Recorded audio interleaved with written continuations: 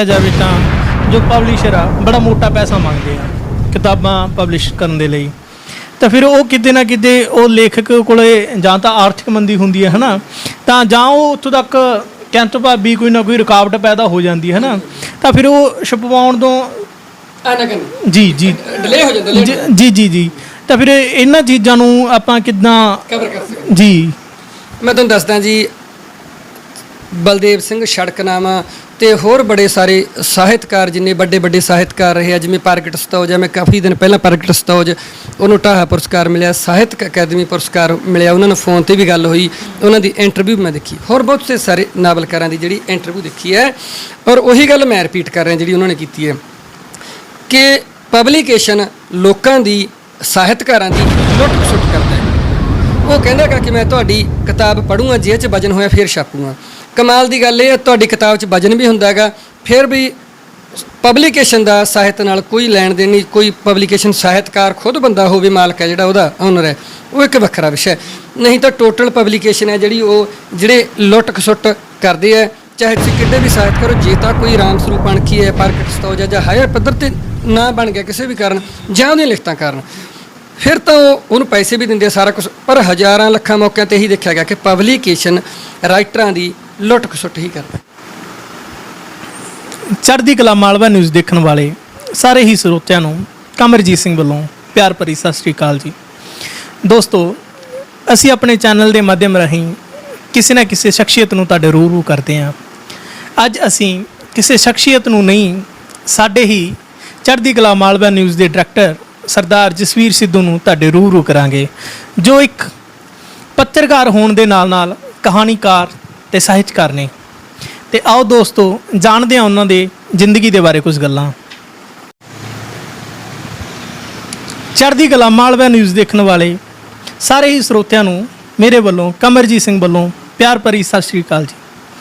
ਦੋਸਤੋ, ਤੁਹਾਨੂੰ ਪਤਾ ਹੀ ਆ, ਅਸੀਂ ਆਪਣੇ ਚੈਨਲ ਦੇ ਮਾਧਿਅਮ ਰਾਹੀਂ ਕਿਸੇ ਨਾ ਕਿਸੇ ਖਾਸ ਸ਼ਖਸੀਅਤ ਨੂੰ ਤੁਹਾਡੇ ਰੂਬਰੂ ਕਰਦੇ ਹਾਂ।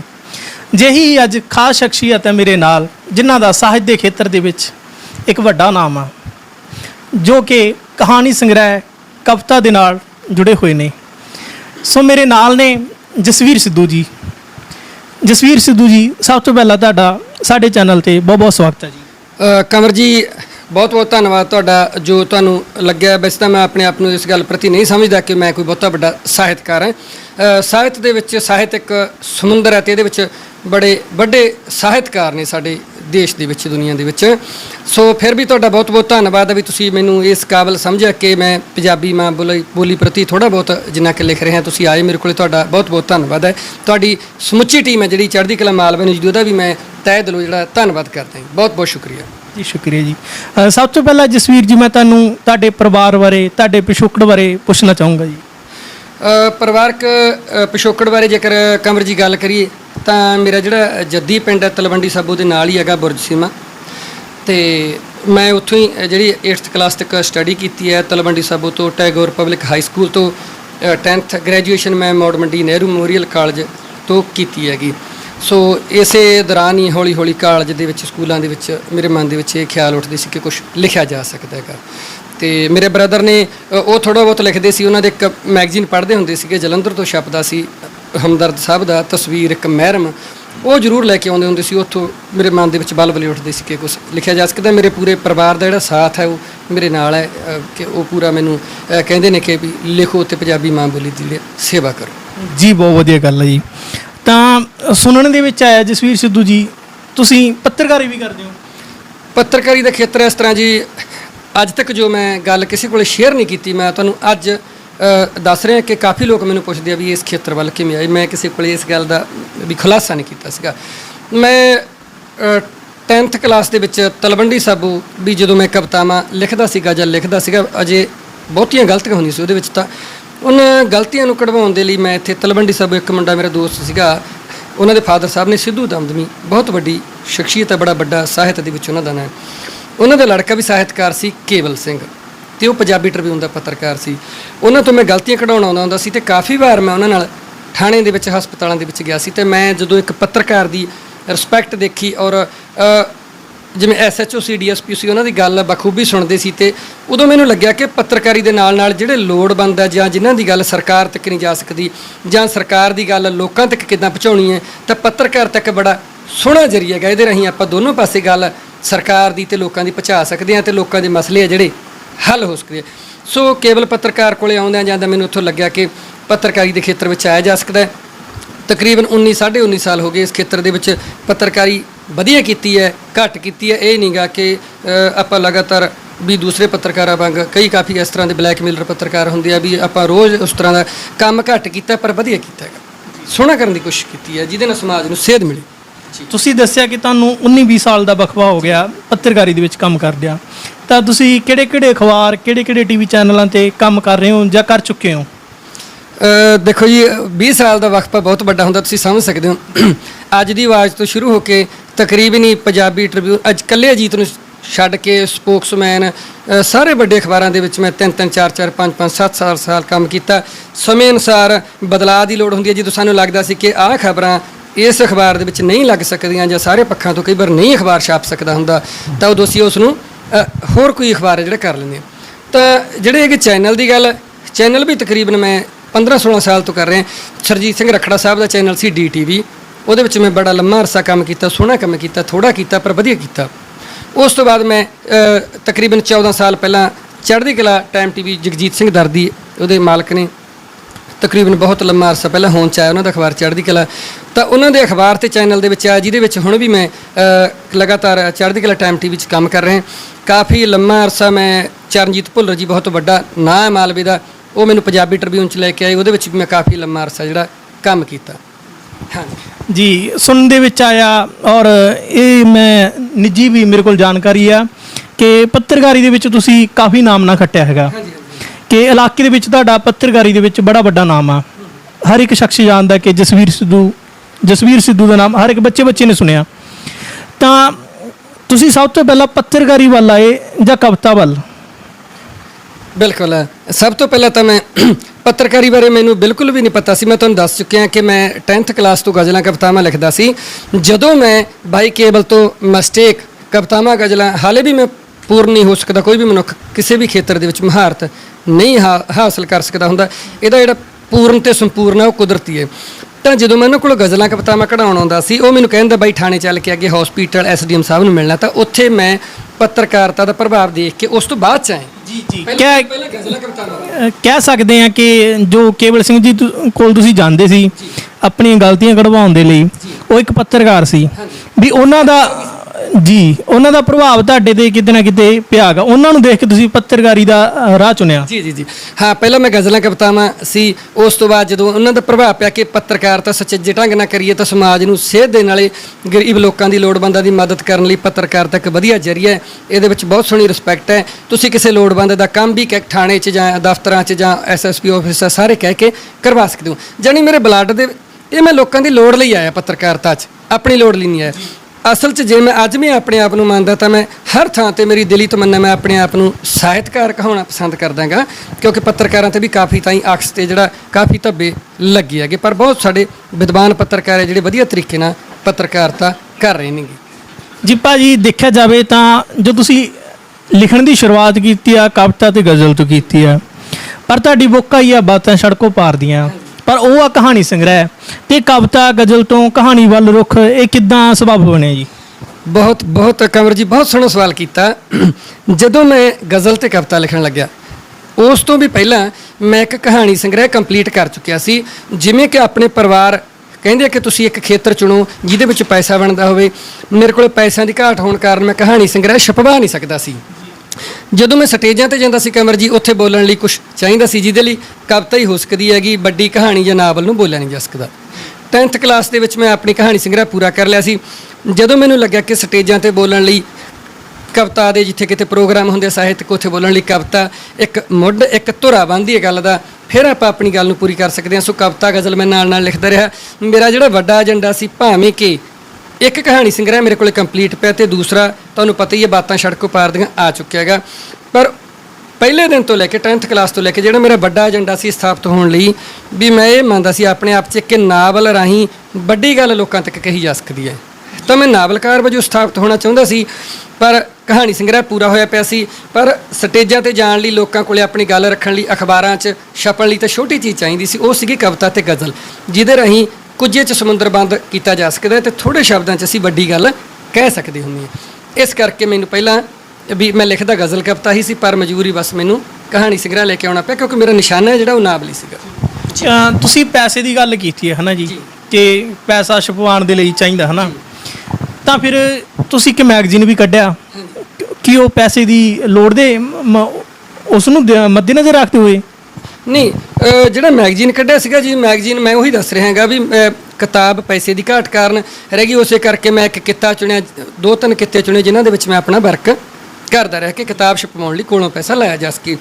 ਤਾਂ ਉਹਦੇ ਚੱਲਦਾ ਇੱਕ ਮੈਂ ਮੈਗਜ਼ੀਨ ਲੈ ਕੇ ਆਇਆ। ਉਹਦਾ ਇੱਕ ਵੱਡਾ ਕਾਰਨ ਸੀ ਕਮਰ ਜੀ, ਕਿਉਂਕਿ ਬਠਿੰਡੇ ਇੱਕ ਨਾਵਲ ਸਟੋਰ ਸੀਗਾ ਜਿਹਦੇ ਉੱਤੇ ਲੋਕ 100 ਦੀ ਗਿਣਤੀ ਦੇ ਵਿੱਚ ਲੋਕ ਰੋਜ਼ ਨਾਵਲ ਹੈ ਜਿਹੜੇ ਖਰੀਦਦੇ ਸੀ, ਉਹ ਬੰਦ ਹੋ ਗਿਆ ਸੀਗਾ। ਉਹਦੇ ਉੱਤੇ ਮੈਗਜ਼ੀਨ ਵੀ ਚੱਲਦੀ ਸੀ, ਮੈਗਜ਼ੀਨ ਵੀ ਬੰਦ ਹੋ ਗਈ। ਮੈਂ ਚਾਹੁੰਦਾ ਸੀ ਕਿ ਪੰਜਾਬ ਦੇ ਜਿਵੇਂ ਅਮਰਤਾ ਪ੍ਰੀਤਮ ਤੇ ਹੋਰ ਵੱਡੇ ਸਾਹਿਤਕਾਰ ਸੀ, ਉਹਨਾਂ ਦੇ ਮੈਗਜ਼ੀਨ ਚੱਲੇ ਤੇ ਬੰਦ ਹੋ ਗਏ।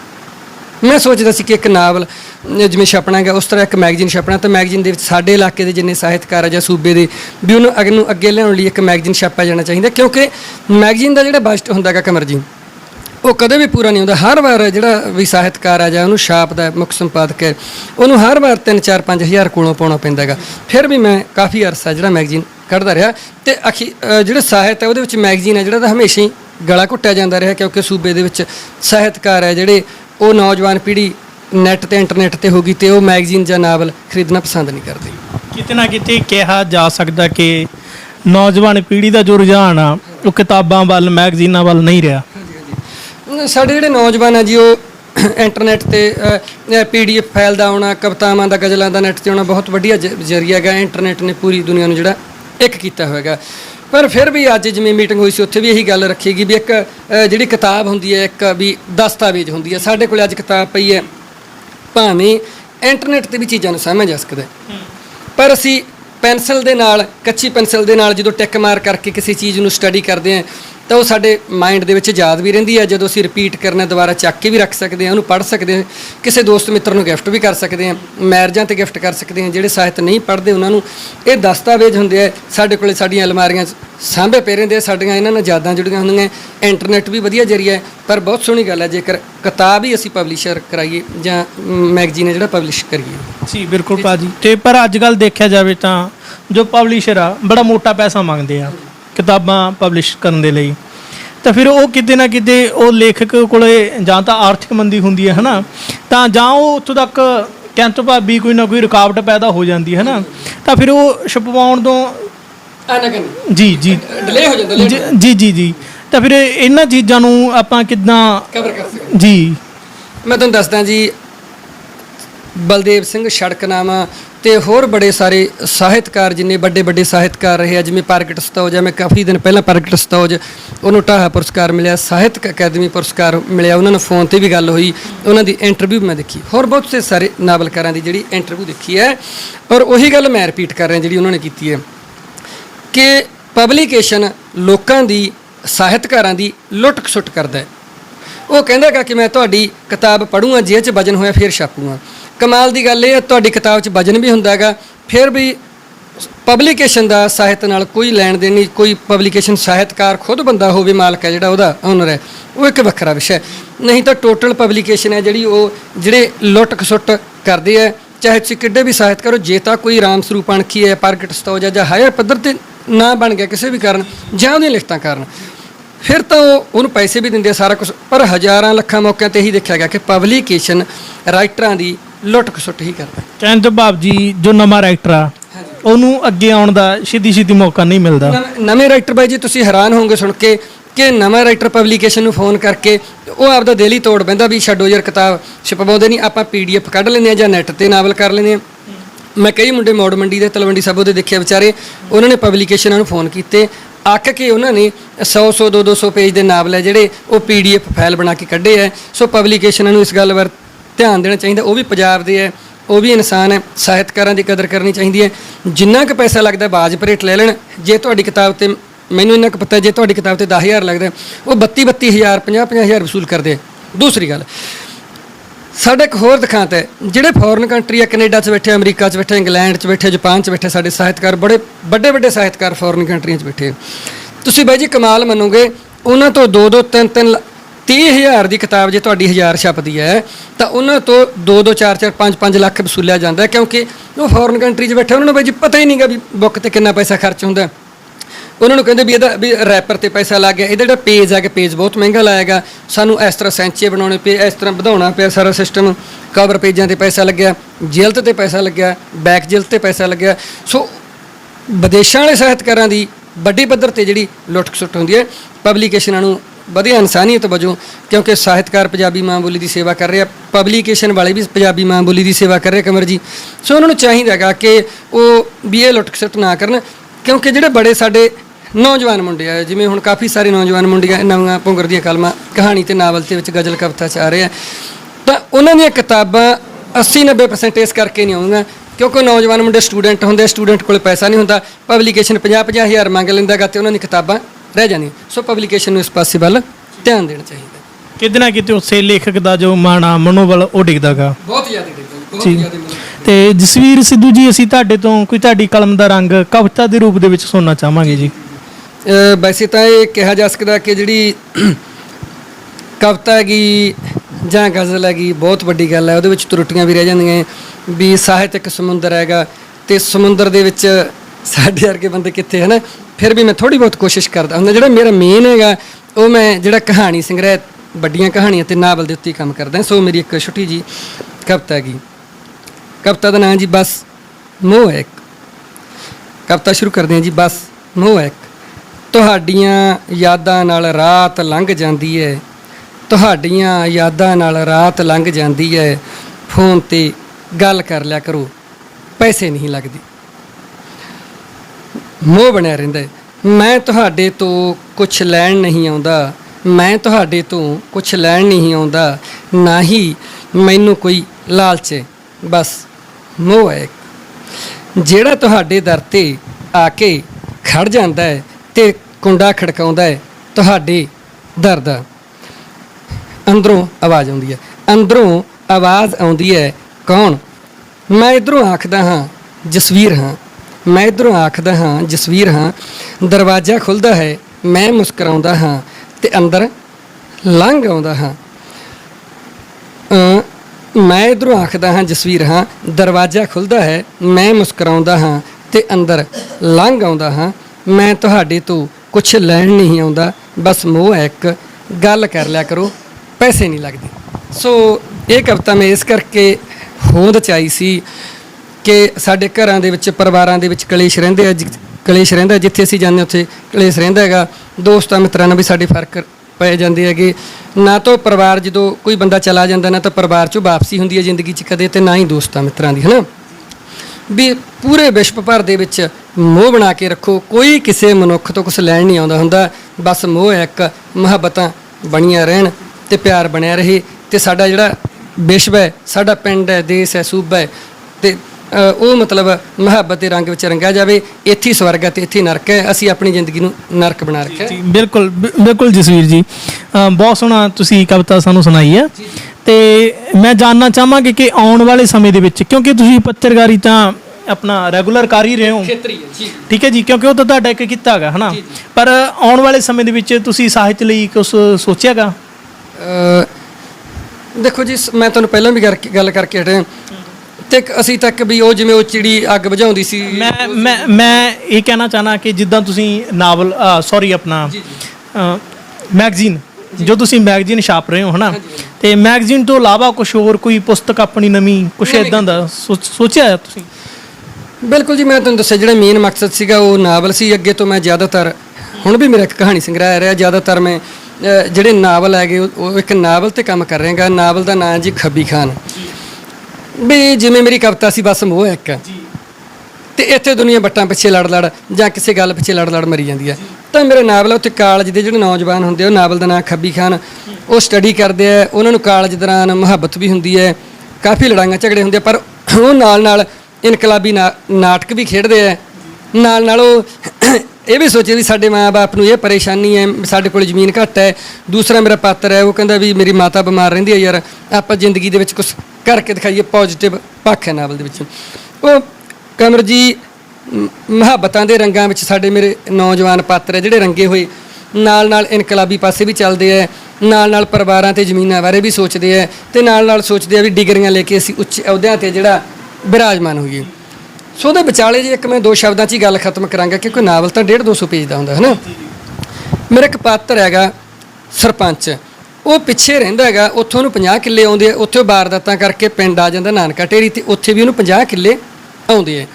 ਤਾਂ ਮਿੱਠ ਦੇ ਨਾਲ ਜਿਹੜੇ ਵਿਹੜੇ ਵਾਲੇ ਗਰੀਬ ਲੋਕ ਹੁੰਦੇ ਆ, ਉਹ ਖੇਤੋਂ ਛਟੀਆਂ ਵੀ ਲਿਆਉਂਦੇ ਆ, ਕੱਦੂ ਵੀ ਤੋੜਦੇ ਆ, ਸਬਜ਼ੀਆਂ ਵੀ ਤੋੜਦੇ ਆ, ਤੇ ਜਿਹੜੀ ਚੀਜ਼ ਦੀ ਲੋੜ ਆ ਉਹ ਦਿੰਦਾ ਉਹਨਾਂ ਨੂੰ।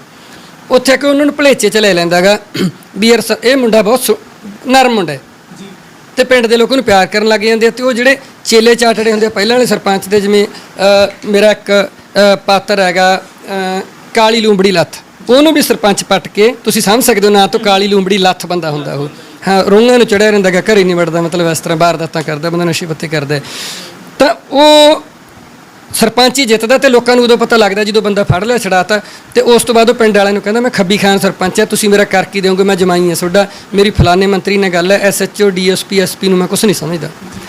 ਤਾਂ ਉਹ ਜਿਹੜੇ ਮੁੰਡੇ ਕੁਛ ਕਰਨਾ ਚਾਹੁੰਦੇ ਸੀ, ਜ਼ਿੰਦਗੀ 'ਚ ਕਾਰ ਗੁਜ਼ਰਨਾ ਚਾਹੁੰਦੇ ਸੀ, ਤੇ ਉਹਨਾਂ 'ਚ ਮੇਰਾ ਪਾਤਰ ਹੈ ਜਿਹੜਾ ਰਣਵੀਰ, ਉਹ ਕਹਿੰਦਾ ਯਾਰ ਸਰਪੰਚ ਦਾ ਕੰਡਾ ਨਾ ਕੱਢ ਦਗੇ, ਗੱਲ ਮੁਕਾਊਂ ਆਪਣੀ। ਤਾਂ ਉਹ ਦੂਜੇ ਮੁੰਡੇ ਕਹਿੰਦੇ ਯਾਰ ਆਪਾਂ ਤਾਂ ਡਿਗਰੀਆਂ ਲੈਣੀਆਂ ਤੇ ਮਾਂ ਪਿਓ ਦਾ ਨਾਂ ਰੋਸ਼ਨ ਕਰਨਾ।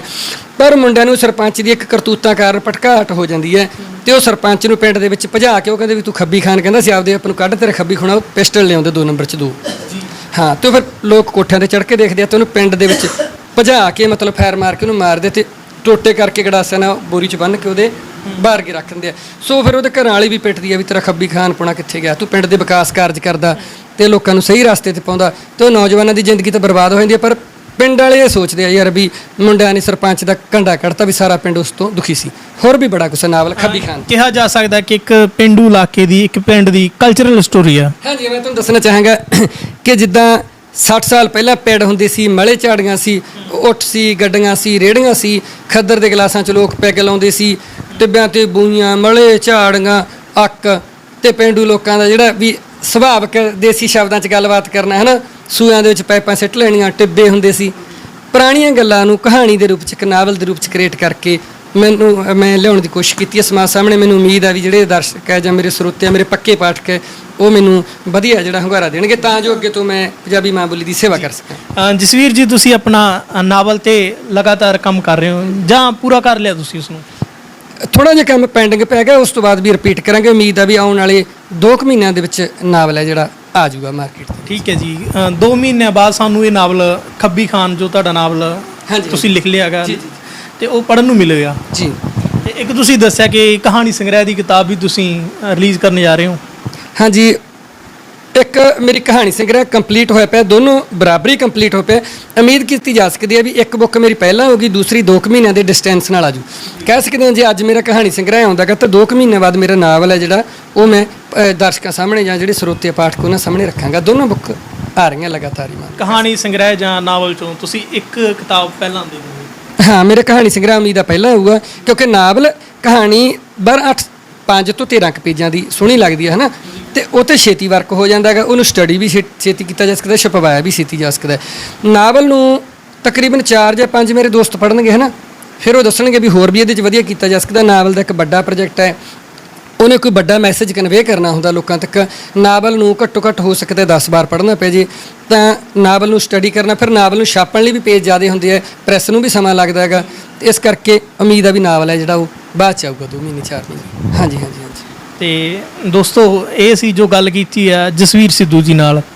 ਤਾਂ ਆਉਣ ਵਾਲੇ ਦਿਨਾਂ ਦੇ ਵਿੱਚ ਜਸਵੀਰ ਸਿੱਧੂ ਜੀ ਦਾ ਸਾਨੂੰ ਨਾਵਲ ਜਾਂ ਕਹਾਣੀ ਸੰਗ੍ਰਹਿ ਪੜ੍ਹਨ ਨੂੰ ਮਿਲੇਗਾ। ਤੇ ਜਸਵੀਰ ਸਿੱਧੂ ਜੀ, ਆਖਰੀ ਸਵਾਲ ਆ ਤੁਹਾਨੂੰ, ਤੁਸੀਂ ਕੀ ਕਹਿਣਾ ਚਾਹੋਗੇ ਮਾਲਵਾ ਨਿਊਜ਼ ਦੇਖਣ ਵਾਲੇ ਸਰੋਤਿਆਂ ਨੂੰ ਕੀ ਕਹਿਣਾ ਚਾਹੋਗੇ ਜੀ? ਬਹੁਤ ਵਧੀਆ ਸਵਾਲ ਹੈ ਜੀ। ਵੈਸੇ ਤਾਂ ਵੀ ਮੈਂ ਕੋਈ ਮੈਸੇਜ ਕਨਵੇ ਨਹੀਂ ਕਰ ਸਕਦਾ, ਬੜੇ ਵੱਡੇ ਸਾਹਿਤਕਾਰ ਮੈਥੋਂ ਅੱਗੇ ਬੈਠੇ ਨੇ। ਮੇਰੇ ਇੱਕੋ ਹੀ ਗੱਲ ਦਿਮਾਗ 'ਚ ਆ ਰਹੀ ਹੈ ਇਸ ਟਾਈਮ ਕਿ ਸਾਡੀ ਨੌਜਵਾਨ ਪੀੜ੍ਹੀ ਸਾਹਿਤਕ ਖੇਤਰ ਤੋਂ ਦੂਰ ਹੋ ਰਹੀ ਹੈ। ਜਿਵੇਂ ਤੁਸੀਂ ਉਹ ਸਾਰੇ ਨੌਜਵਾਨ ਮੁੰਡੇ ਆ, ਮੈਨੂੰ ਲੱਗਦਾ ਹੈ ਕਿ ਨਾਵਲ ਸਟੋਰ ਤਾਂ ਹੋ ਰਹੇ ਆ ਫੇਲ। ਸਾਨੂੰ ਹਰ ਇੱਕ ਪਿੰਡ ਦੇ ਵਿੱਚ ਲਾਇਬ੍ਰੇਰੀ ਬਣਾਉਣੀ ਚਾਹੀਦੀ ਹੈ, ਉੱਥੇ ਜਾ ਕੇ ਸਾਹਿਤ ਦੀਆਂ ਛੋਟੀਆਂ ਮੀਟਿੰਗ ਕਰਨੀਆਂ ਚਾਹੀਦੀਆਂ ਤੇ ਨੌਜਵਾਨ ਮੁੰਡੇ ਇਕੱਠੇ ਕਰਕੇ ਉਹ ਸਾਹਿਤ ਵੱਲ ਪ੍ਰੇਰਿਤ ਹੋਣਗੇ। ਉਹਨਾਂ ਨੂੰ ਕਿਤਾਬਾਂ ਆਪਾਂ ਦਈਏ, ਚਾਹੇ ਫ੍ਰੀ ਦੇ ਕੋਲੋਂ, ਚਾਹੇ ਲਾਇਬ੍ਰੇਰੀ ਦੇ ਵਿੱਚ ਉਹਨਾਂ ਨੂੰ ਸਟੱਡੀ ਕਰਨ ਨੂੰ ਦਈਏ। ਉਹ ਪੜ੍ਹਨਗੇ, ਉਹਨਾਂ ਲਈ ਗਜ਼ਲ ਕਵਿਤਾ ਵੱਲ ਕਿ ਕਹਾਣੀ ਨਾਵਲ ਵੱਲ ਪੜ੍ਹਨ ਲਈ ਉਹ ਪ੍ਰੇਰਿਤ ਹੋਣਗੇ। ਜਿਵੇਂ ਮੈਂ ਵੀ ਆਈ ਹੋਇਆ, ਤੁਸੀਂ ਵੀ ਆਈ ਹੋਏ ਹੋ ਕਿਤਾਬਾਂ ਪੜ੍ਹ। ਸੋ ਜਦੋਂ ਹਰ ਪਿੰਡ ਦੇ ਵਿੱਚ ਲਾਇਬ੍ਰੇਰੀ ਹੋਊਗੀ, ਹਰ ਸਰਕਾਰੀ ਪ੍ਰਾਈਵੇਟ ਸਕੂਲ 'ਚ ਲਾਇਬ੍ਰੇਰੀ ਹੋਊਗੀ, ਤਾਂ ਐਡੀ ਵੱਡੀ ਗੱਲ ਨਹੀਂ ਵੀ ਸਾਹਿਤ ਖਤਮ ਹੋ ਜਾਊਗਾ। ਨੌਜਵਾਨ ਫਿਰ ਜਿਹੜੀ ਪੀੜ੍ਹੀ ਹੈ ਸਾਡੇ ਮੁੰਡੇ ਕੁੜੀਆਂ ਹੈਗੇ, ਉਹ ਫਿਰ ਸਾਹਿਤਕਾਰੀ ਵਾਲੀ ਲੀਹ ਤੇ ਚੜ੍ਹ ਜਾਣਗੇ। ਤੇ ਸਾਹਿਤਕਾਰ ਇੱਕ ਦੇਸ਼ ਦਾ ਭਵਿੱਖ ਹੁੰਦਾ ਹੈ। ਸਾਹਿਤਕਾਰ ਸਰਕਾਰਾਂ ਵੀ ਪਲਟਾ ਦਿੰਦੇ ਆ। ਸਾਹਿਤਕਾਰ ਜੰਗਾਂ ਯੁੱਧਾਂ ਦੇ ਵਿੱਚ ਇਹੋ ਜਿਹਾ ਸਾਹਿਤ ਰਚਦੇ ਆ ਵੀ ਜਿਵੇਂ ਇੱਕ ਵਿਸ਼ਰ ਹੁੰਦੇ ਢਾਡੀ ਜਿੱਥੇ ਉਹ ਜੰਗਾਂ ਜਿੱਤਣ ਲਈ ਵੀ ਉਹਨਾਂ ਦੀ ਜਿਹੜਾ ਸਾਹਿਤ ਕੰਮ ਆਉਂਦਾ। ਸੋ ਉਮੀਦ ਕਰਦੇ ਵੀ ਪਿੰਡ ਵਿੱਚ ਲਾਇਬ੍ਰੇਰੀਆਂ ਬਣਨ ਤੇ ਅਸੀਂ ਡਟੇ ਰਹੀਏ ਇਸ ਖੇਤਰ। ਸਿੱਧੂ ਸਾਹਿਬ, ਤੁਸੀਂ ਗੱਲ ਕੀਤੀ ਹੈ ਲਾਇਬ੍ਰੇਰੀਆਂ ਦੀ, ਹੈ ਨਾ, ਕਿ ਪਿੰਡਾਂ ਦੇ ਵਿੱਚ ਲਾਇਬ੍ਰੇਰੀਆਂ ਸਥਾਪਿਤ ਕਰਕੇ ਭਟਕੀ ਹੋਈ ਨੌਜਵਾਨੀ ਨੂੰ ਰਾਹ ਤੇ ਲਿਆਂਦਾ ਜਾ ਸਕਦਾ। ਸਾਡੀ ਨੌਜਵਾਨ ਪੀੜ੍ਹੀ ਦੋ ਹੀ ਕੰਮ ਕਰਨ ਤੇ ਲੱਗੀ ਹੋਈ ਹੈਗੀ। ਨਸ਼ਿਆਂ 'ਚ ਗਲਤਾਨ ਹੋ ਕੇ ਖਤਮ ਹੋ ਰਹੀ ਹੈ, ਟੀਕੇ ਲਾ ਕੇ, ਚਿੱਟਾ ਤੇ ਹੋਰ। ਦੂਸਰਾ ਇੰਟਰਨੈਟ ਦੇ ਉੱਤੇ ਉਹ ਮਤਲਬ ਕਿਤਾਬ ਵੱਲ ਉਹਨਾਂ ਦਾ ਧਿਆਨ ਹੀ ਨਹੀਂ ਜਾਂਦਾ। ਕੋਈ ਨਾਵਲ ਸਟੋਰ ਵੀ ਹੁੰਦਾ ਜਾਂ ਨਾਵਲ ਪੜ੍ਹਿਆ ਵੀ ਜਾ ਸਕਦਾ ਹੈਗਾ। ਲਾਇਬ੍ਰੇਰੀਆਂ ਖੋਲ੍ਹ ਕੇ ਨੌਜਵਾਨ ਪੀੜ੍ਹੀ ਨੂੰ ਲੀਹ 'ਤੇ ਲਿਆਂਦਾ ਜਾ ਸਕਦਾ। ਸਾਡੇ ਦੇਸ਼ ਦਾ ਮੈਂ ਆਖਰੀ ਗੱਲ ਕਰੂੰਗਾ, ਦਿਖਾਂਤ ਇਹ ਹੈਗਾ ਕਿ ਕਿਤਾਬਾਂ ਤਾਂ ਹੋਣੀਆਂ ਚਾਹੀਦੀਆਂ ਸੀ ਸਾਡੀਆਂ ਏਸੀ ਰੂਮਾਂ 'ਚ, ਤੇ ਉੱਥੇ ਟੇਬਲ ਹੋਣੇ ਚਾਹੀਦੇ ਸਾਡੇ ਮੁੰਡਿਆਂ ਕੁੜੀਆਂ ਜਾ ਕੇ ਮੰਡੀਆਂ 'ਚ ਸ਼ਹਿਰਾਂ 'ਚ ਕਿਤਾਬਾਂ ਪੜ੍ਹਦੇ। ਪਰ ਸਾਡਾ ਦਿਖਾਂਤ ਇਹ ਹੈ ਵੀ ਜਿਹੜੇ ਜੁੱਤੇ ਹੁੰਦੇ ਉਹ ਏਸੀ ਰੂਮਾਂ 'ਚ ਉਹ ਪੂਰੇ ਚਿਣਤੀ 'ਚ ਲਾ ਕੇ ਆਏ ਹੈ ਨਾ, ਫਰੇਮਾਂ ਦੇ ਵਿੱਚ, ਕੱਚ ਦੇ ਫਰੇਮਾਂ ਦੇ ਵਿੱਚ, ਤੇ ਬੜਾ ਸੋਹਣਾ ਉਹਦਾ ਉੱਪਰੋਂ ਬਣਾਇਆ ਹੁੰਦਾ ਸਟਰਕਚਰ ਹੈ ਜਿਹੜਾ। ਸੋ ਜੁੱਤਿਆਂ ਨੂੰ ਜਿੱਥੇ ਜਿਹੜੇ ਦੇਸ਼ ਦੇ ਵਿੱਚ ਜੁੱਤਿਆਂ ਨੂੰ ਤਾਂ ਏਸੀ 'ਚ ਰੱਖਿਆ ਜਾ ਰਿਹਾ ਹੈਗਾ ਪੂਰੇ ਫਰੇਮ ਦੇ ਵਿੱਚ ਬਣਾ ਕੇ, ਤੇ ਜਿੱਥੇ ਸਾਡੇ ਸਾਹਿਤਕ ਪ੍ਰੋਗਰਾਮ ਹੁੰਦੇ ਆ ਉੱਥੇ ਟੁੱਟੇ ਜਿਹੇ ਟੇਬਲਾਂ ਦੇ ਉੱਤੇ ਗੰਦਾ ਤੇ ਮੈਲਾ ਕੱਪੜਾ ਰੱਖ ਕੇ ਕਿਤਾਬਾਂ ਰੱਖੀਆਂ ਹੁੰਦੀਆਂ। ਤੇ ਉਹ ਦੇਸ਼ ਦਾ ਭਵਿੱਖ ਕਿਹੋ ਜਿਹਾ ਹੋਊਗਾ ਤੁਸੀਂ ਸੋਚ ਸਕਦੇ ਹੋ, ਜਿੱਥੇ ਕਿਤਾਬਾਂ ਨੂੰ ਟੁੱਟੇ ਟੇਬਲਾਂ ਤੇ ਮੈਲੇ ਕੱਪੜਿਆਂ ਤੇ ਰੱਖਿਆ ਜਾਂਦਾ ਹੈਗਾ, ਤੇ ਜਿੱਥੇ ਏਸੀ ਰੂਮ ਦੇ ਵਿੱਚ ਜੁੱਤਿਆਂ ਦੀ। ਤੇ ਫਿਰ ਉਸ ਦੇਸ਼ ਦੇ ਲੋਕਾਂ, ਮਤਲਬ ਕਹਿ ਸਕਦੇ, ਮੈਂ ਸ਼ਬਦ ਨਹੀਂ ਵਰਤਣਾ ਚਾਹੁੰਦਾ, ਕਿੰਨਾ ਲੋਕਾਂ ਲਈ ਗੱਲ ਕਰ ਰਹੇ। ਫਿਰ ਸਾਨੂੰ ਜੁੱਤੀਆਂ ਦੀ ਲੋੜ ਹੈਗੀ, ਸਾਹਿਤ ਦੀ ਲੋੜ ਨਹੀਂ ਵੀ ਸਾਹਿਤ ਏਸੀ ਰੂਮਾਂ 'ਚ ਹੋਣਾ ਚਾਹੀਦਾ। ਬਿਲਕੁਲ ਕਹਿਣ ਤੋਂ ਭਾਵੀ ਇੱਕ ਦੁਖਦਾਇਕ ਦੁਖਾਂਤ ਪੱਖ ਹੈ ਸਾਡੇ ਸਮਾਜ ਦਾ ਨਾ ਜੀ। ਤੇ ਦੋਸਤੋ, ਇਹ ਸੀ ਸਾਡੇ ਨਾਲ ਜਸਵੀਰ ਸਿੱਧੂ ਜੀ। ਤੇ ਅਗਲੀ ਵਾਰ ਫਿਰ ਅਸੀਂ ਕਿਸੇ ਹੋਰ ਸ਼ਖਸੀਅਤ ਦੇ ਨਾਲ ਤੁਹਾਨੂੰ ਮਿਲਾਵਾਂਗੇ। ਤਾਂ ਆਪਣੇ ਦੋਸਤ ਕਮਰਜੀਤ ਸਿੰਘ ਨੂੰ ਦਿਓ ਇਜਾਜ਼ਤ। ਧੰਨਵਾਦ, ਸਤਿ ਸ਼੍ਰੀ ਅਕਾਲ ਜੀ।